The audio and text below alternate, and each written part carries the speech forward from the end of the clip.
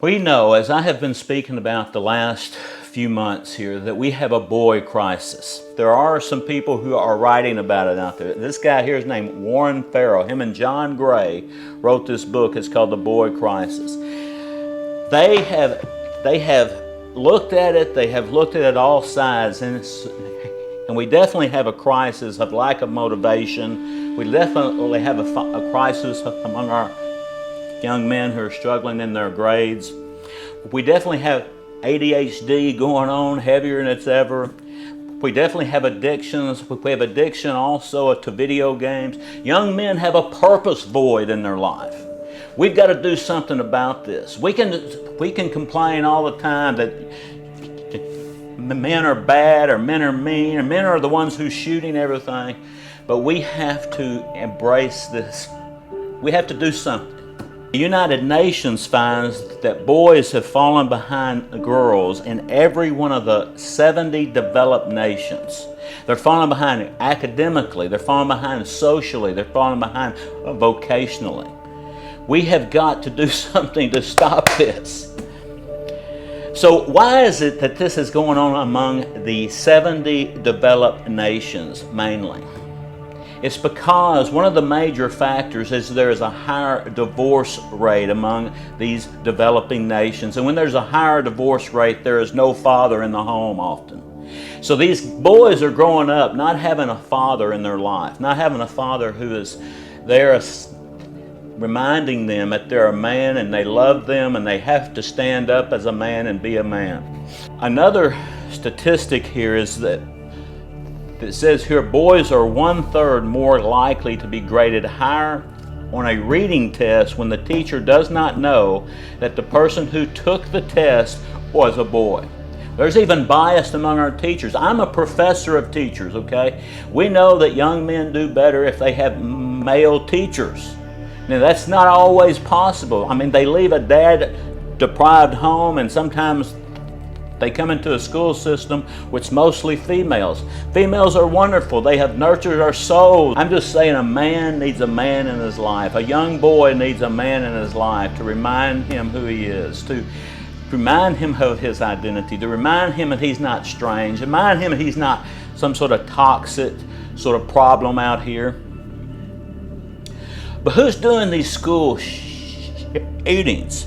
We've had basically one a week ever since Andy Hook. And so many people want to focus on guns as our problem. I know that's the instrument of use, but that is not the source of the problem. It is not the source of the problem. Our girls are growing up in the same household as these young men, although our girls are not shooting people. There is an issue among our young men. Please hear me, and please join me in this type of fight. I'm speaking actually to you if you're a young man. I'm speaking to you if you're helping young men. I'm speaking to everybody who has a concern here, and which is all of us. All of us in society need both genders doing well. We need both genders thriving. We have just not found a good way to help young men track, though, towards adulthood. We haven't found a good sort of path.